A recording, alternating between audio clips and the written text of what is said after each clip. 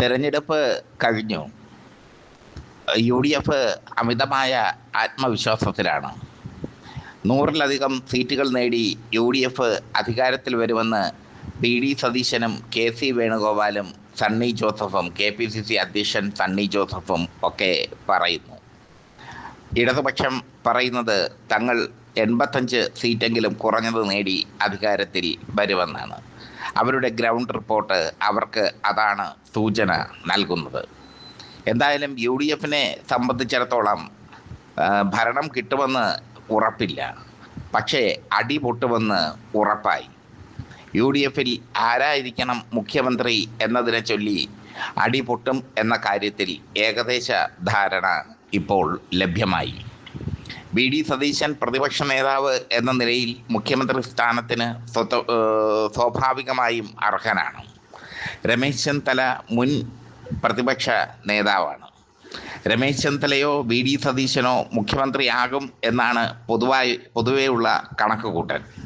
ഷാഫി പറമ്പിൽ അടക്കമുള്ളവർ പക്ഷേ പിന്തുണയ്ക്കുന്നത് KC വേണുഗോപാലിനെയാണ്.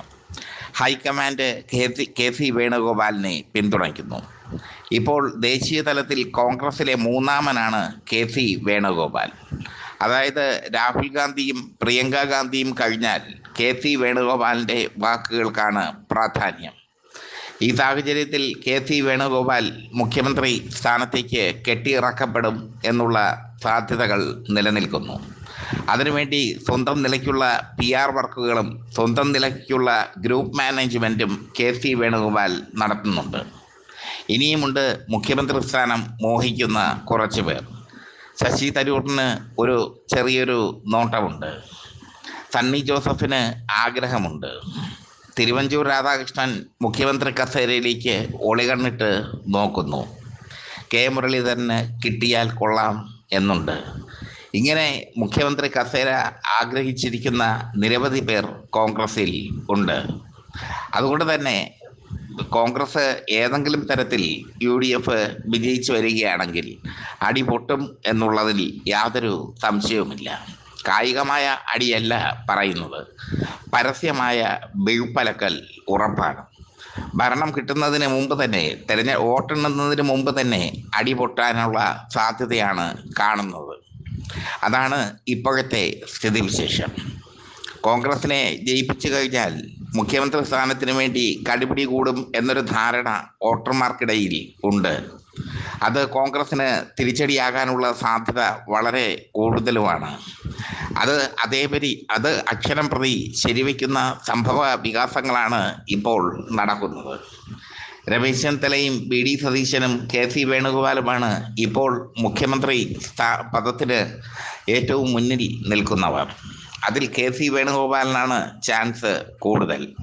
കാരണം ഹൈക്കമാൻഡിലുള്ള പിടി.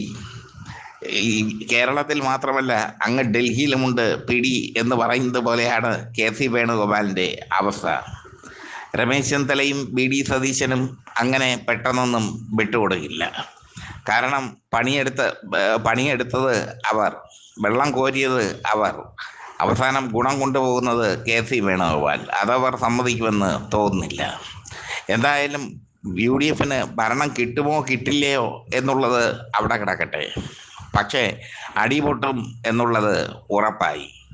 ഭരണം കിട്ടിയാലും കിട്ടിയില്ലെങ്കിലും അടിപൊട്ടും. ഭരണം കിട്ടിയില്ലെങ്കിൽ തങ്ങളിൽ കുറ്റം പറയും.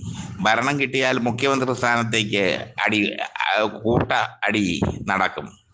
ഇതാണ് UDFിലെ ഇപ്പോഴത്തെ സ്ഥിതിവിശേഷം. UDFിൽ ഒരു മാറ്റവും ഇല്ല. എന്തായാലും കോൺഗ്രസ് പ്രവർത്തകർ ഒന്നടങ്കം ഒറ്റക്കെട്ടായി ഈ തെരഞ്ഞെടുപ്പിന് പ്രവർത്തിച്ചു എന്നുള്ളത് നല്ല കാര്യമാണ്. കോൺഗ്രസ് പ്രവർത്തകർ ഒരേ മനസ്സോടുകൂടി തന്നെ പ്രവർത്തിച്ചു. കാരണം 10 വർഷമായി അധികാരത്തിന് പുറത്തിരിക്കുന്ന അവർക്ക് അതിൻ്റെ മനോവിഷമം അറിയാം. ഇനി ഒരിക്കൽ കൂടി അധികാരം കിട്ടിയില്ലെങ്കിൽ UDF എന്ന സംവിധാനം തന്നെ പിരിച്ചുവിടേണ്ടി വരുന്ന അവസ്ഥ ഉണ്ടാകും. അതാണ് യഥാർത്ഥ കാരണം. എന്തായാലും UDFിൻ്റെ കാര്യം പണ്ടത്തെ പോലെ തന്നെ, കോൺഗ്രസിൻ്റെ കാര്യം പണ്ടത്തെ പോലെ തന്നെ, ഒരു മാറ്റവുമില്ല.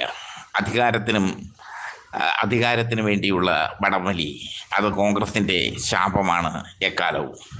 ഇപ്പോൾ പണ്ടത്തെ പോലെ AI ഗ്രൂപ്പുകളൊന്നുമില്ല. മറിച്ച് ഓരോ വ്യക്തിക്കും ഓരോ ഗ്രൂപ്പുകളാണ്. എന്തായാലും Ramesh Chennithala, BD Satheesan, KC Venugopal, Shashi Tharoor, Sunny Joseph, Thiruvanchoor Radhakrishnan, K Muraleedharan എന്നിവരെല്ലാം മുഖ്യമന്ത്രി കസേരയിലേക്ക് മുഖ്യമന്ത്രി കസേര ആഗ്രഹിച്ചങ്ങനെ നിൽക്കുകയാണ്. എപ്പോഴാണ് അടി പൊട്ടുന്നതെന്ന് നോക്കിയാൽ മതി.